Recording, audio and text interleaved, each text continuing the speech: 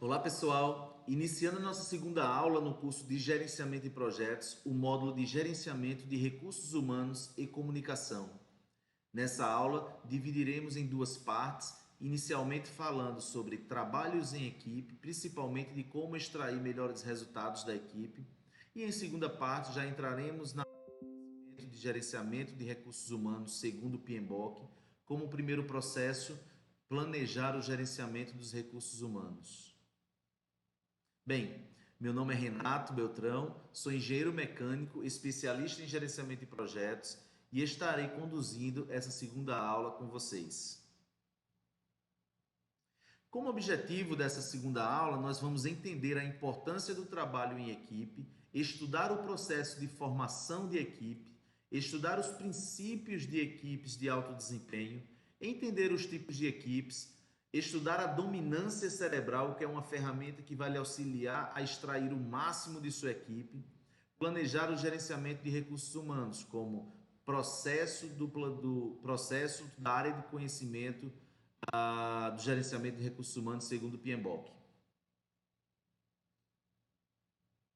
Como conceito inicial, dentro de trabalho de equipes, nós traremos o conceito de grupo. Então, grupo é uma reunião de pessoas com um ou mais objetivos comuns e se percebem como seus integrantes.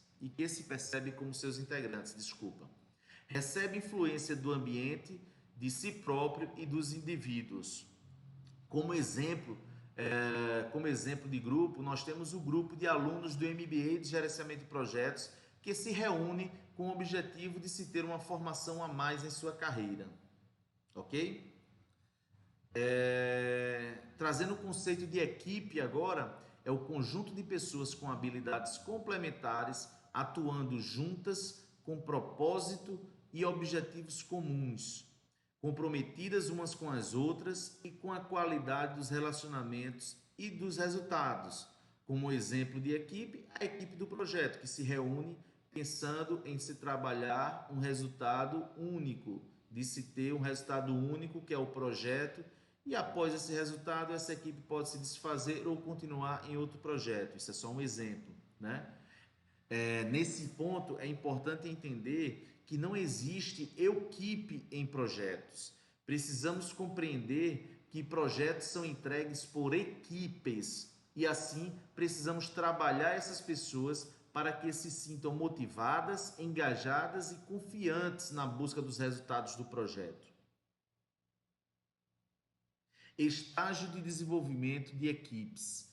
Então, como primeiro estágio, nós temos a reunião de pessoas que são impactadas ou impactarão o projeto. Nesta etapa do projeto, já temos os stakeholders mapeados. Voltando e dando um passo atrás, lembrando que esse mapeamento dos stakeholders é feito dentro da fase de iniciação do projeto. Então, lá na fase de iniciação do projeto, quando estamos estabelecendo o termo de abertura do projeto, uma das etapas lá é definição dos stakeholders. Então, nessa etapa, nós já teríamos esses stakeholders mapeados, apenas faríamos uma revisão para saber se todos estão contemplados ou não. Processo de formação de grupos, filtrar ou ir ampliar para transformação dos grupos. Transformação de grupo em equipe, sabendo do que é necessário para planejar e executar o projeto, divide-se o grupo por competências de entrega. E aí, quando eu falo que sabendo o que é necessário para planejar e executar o projeto, entendemos que nessa etapa já temos o escopo do projeto definido, né? Então a gente só pode trabalhar o planejamento do recurso humano se eu souber qual é o trabalho necessário a ser realizado. E por último, a evolução para a equipe de alto desempenho, que é o processo de aprendizagem contínua, trabalhar as competências técnicas e comportamentais da equipe. Equipes de alto desempenho, aspectos facilitadores, né? Então nós temos atitudes, valores e backgrounds semelhantes, fundamental para a criação de um ambiente sinérgico. pequena, mas suficiente para realizar o trabalho, uma equipe altamente produtiva. Líder ajuda a obter o sucesso e o anuncia. Líder que tem orgulho de anunciar os resultados positivos alcançados por sua equipe. Líder é participativo, manter a porta sempre aberta, participar e não ordenar. Enfrenta desafio externo à equipe, uma equipe extremamente madura, consegue ter uma visão do negócio além das atividades demandadas. Recompensas atreladas ao desempenho, por exemplo, ter o seu PPR atrelado aos resultados do projeto, né? ou participação, ou distribuição de lucros associada ao desempenho dos projetos. Requisitos à equipe. É importante a gente manter isso na nossa cabeça, tá? Esses conceitos aqui. Na verdade, nem os conceitos, mas de fato saber o que a gente necessita para se ter como requisito de uma equipe de alto desempenho. Nós temos que ter cooperação, entusiasmo, flexibilidade, comunicação aberta, consciência dos objetivos, conhecimento das condições, aceitação das diferenças, capacidade de negociar, aprendizado e compartilhamento e um comportamento ético. Tá? É importante destacar que o líder precisa buscar diariamente de sua equipe todos esses pontos, manter um plano para se buscar e se trabalhar todos esses pontos, mapear quais são os gaps de sua equipe, baseado nesses pontos e buscar alcançar os melhores resultados possíveis.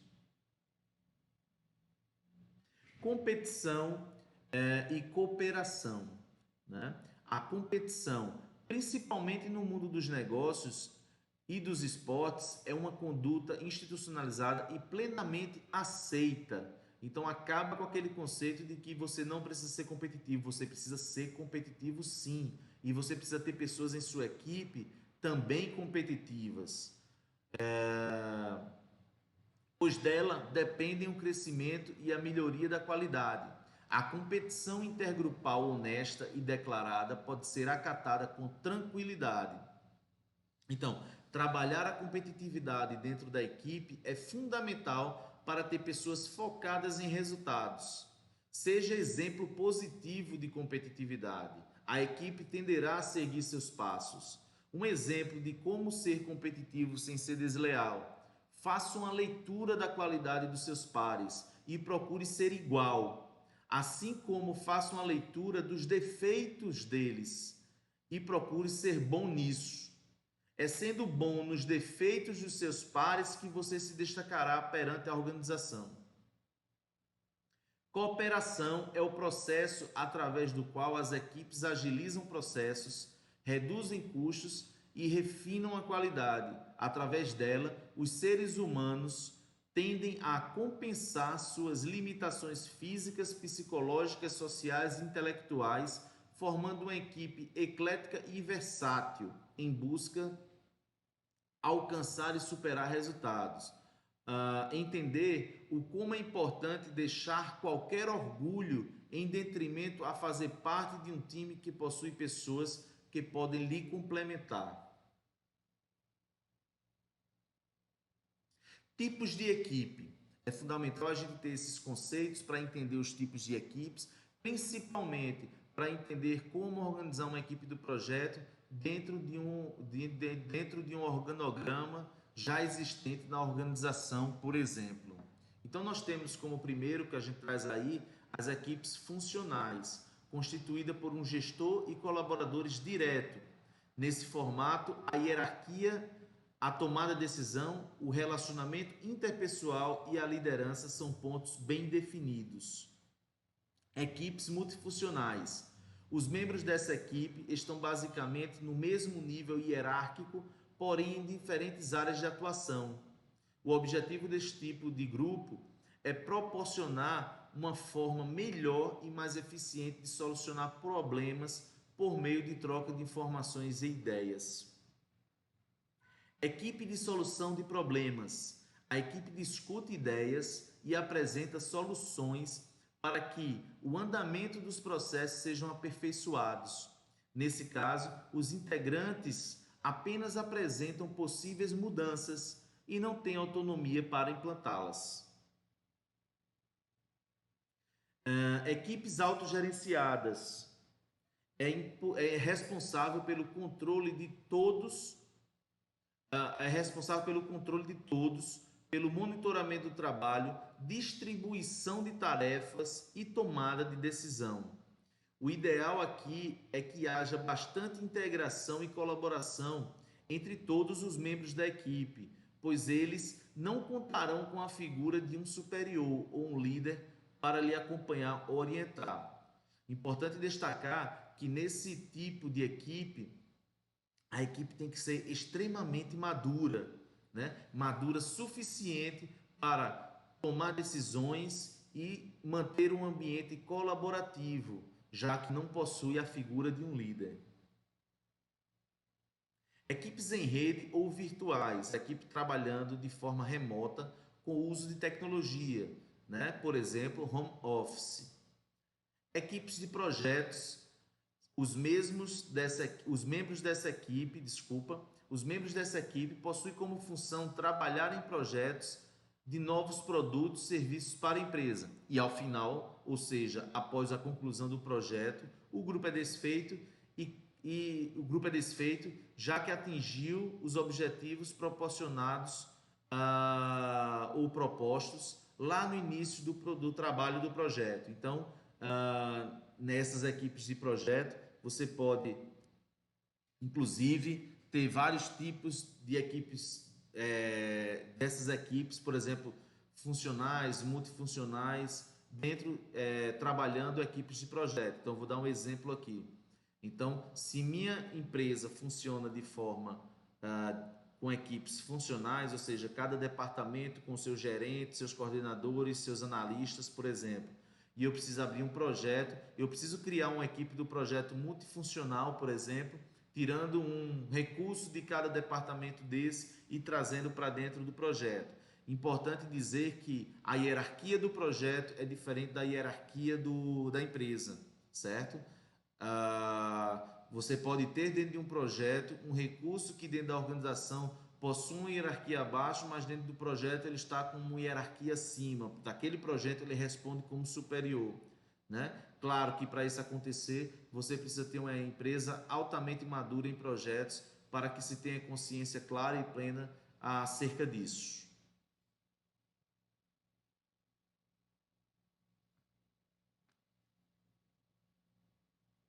Dominância cerebral. O objetivo, como objetivo da dominância cerebral, dá subsídios ao líder para que ele possa entender como liderado, mapeia o mundo e então poder se comunicar e ajudá-lo de forma mais efetiva.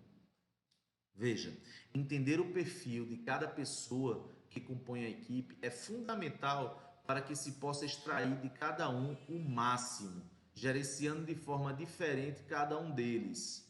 O uso dessa ferramenta auxiliará a entender cada pessoa da equipe de forma única e assim poder gerenciar individualmente cada um, buscando o melhor resultado deles. O teste de dominância cerebral é um instrumento de 120 perguntas usada para averiguar como cada um processa a informação e qual é o estilo particular de aprendizagem. Dentro deste modelo, o cérebro apresenta 4 quadrantes. Em geral, todos apresentamos uma certa predisposição a algum dessas tipologias, né? O resultado das perguntas é apresentado em um gráfico tipo estrela, esse apresentado no slide aqui então, a qual podemos avaliar para qual lado o cérebro de cada pessoa possui a predisposição, sendo ela com predisposição ao superior esquerdo, ou ao superior direito, ou ao inferior esquerdo, ou ao inferior direito.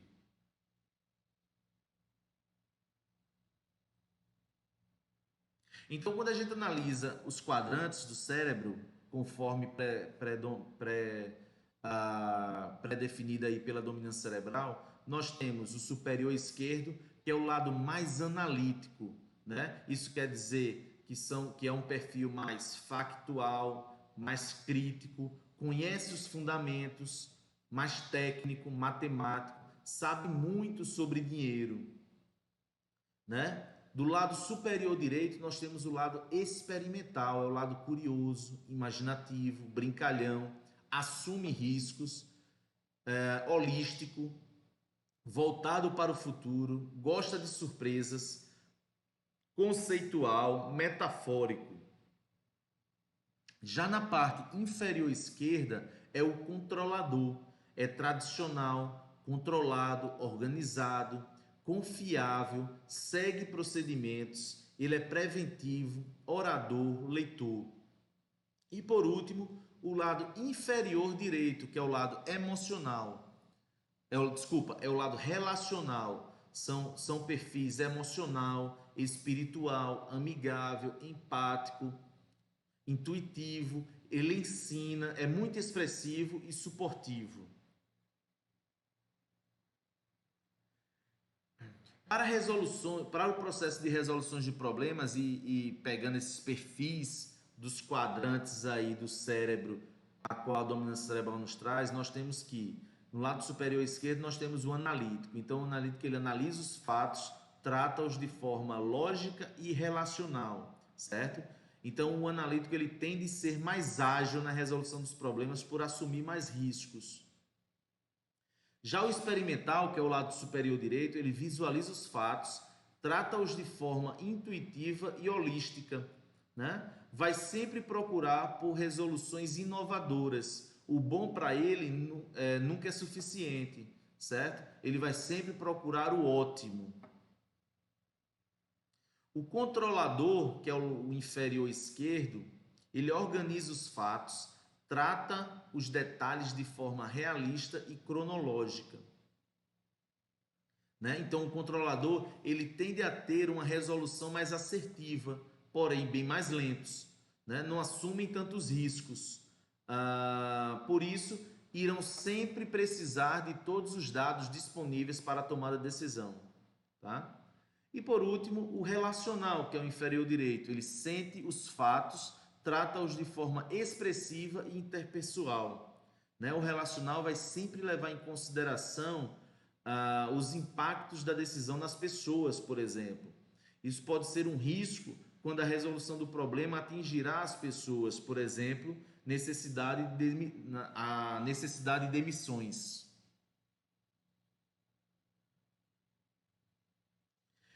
Existe uma tendência em algumas profissões de seguirem uma predisposição do cérebro conforme mostrado nesse slide. Importante reforçar que é uma tendência, não significa que todos os profissionais seguirão esta tendência, né? Então a gente pode avaliar aí que como analítico nós temos os engenheiros, matemáticos e economistas. Já experimental, músicos, artistas, marketing, filósofos. Controlador, nós temos os contadores, auditores, fiscais. E relacional, nós temos recursos humanos, profissionais de recursos humanos, serviço social e psicólogo. Tá? Olhando o perfil, né, de cada característica ou cada quadrante dentro da dominância cerebral, o analítico, ele gosta de trabalhar sozinho, realizar, aplicar fórmulas, analisar dados, lidar com aspectos mecânicos, com aspectos financeiros, montar as coisas, fazer algo funcionar, resolver problemas difíceis, atingir as cifras, ser desafiado, fazer diagnóstico, explicar, esclarecer questões, fazer análise de viabilidade e processamento lógico. Já o experimental, ele gosta de arriscar-se, inventar solução, desenvolver uma visão, ter variedade, fazer projetos, causar mudanças, visto que a todo momento ele vai estar pensando no ótimo, então dentro do projeto ele vai estar sempre querendo trazer melhorias para dentro do projeto que ocasiona mudanças dentro do projeto.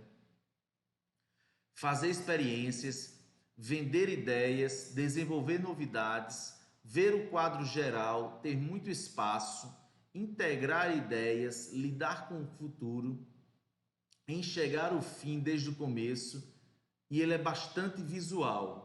Já o controlador gosta de cumprir o cronograma, construir coisas, estar no controle de ambiente organizado, fazer tarefas burocráticas, colocar ordem nas coisas, planejar, estabilizar. Ele gosta muito de manutenção, entender a detalhes, dar apoio, tarefas estruturadas, colocar tudo no cronograma, administrar e a segurança de todos. Já o relacional gosta de conseguir que os grupos trabalhem bem juntos, aspectos de comunicação, resolver questões de clientes, desenvolver relacionamentos, ensinar, ministrar treinamentos, ouvir e falar, trabalhar com pessoas, fazer parte de uma equipe, convencer as pessoas, perceber o ambiente material e escrito, gosta de ajudar os outros, gosta de trabalhar em sociedade. Então, pessoal, de modo geral, podemos identificar que não existe um perfil melhor que o outro. Ter pessoas de perfis diferentes e saber identificar isso é fundamental para conseguir se comunicar diferente com cada uma delas. E mais, saber alocar cada uma de acordo com o desafio que se tem. E para finalizar essa parte 1 da nossa aula, é importante que o líder entenda que não é obrigação da equipe adaptar-se a ele, tá? E se o contrário, é obrigação do líder se adaptar à equipe, certo? Então veja, eu como líder, eu como gestor, eu preciso me adequar à minha equipe e não o contrário. E entender o perfil de cada liderado e utilizando, por exemplo, uma ferramenta como dominância cerebral é fundamental para se conseguir se ter essa adequação mais assertiva possível, tá? Pessoal, agora partiremos para a segunda parte desta aula, onde iniciaremos o estudo da área do conhecimento, gerenciamento de recursos humanos, segundo o PMBOK e seus processos, tá? Encontro vocês nessa segunda parte.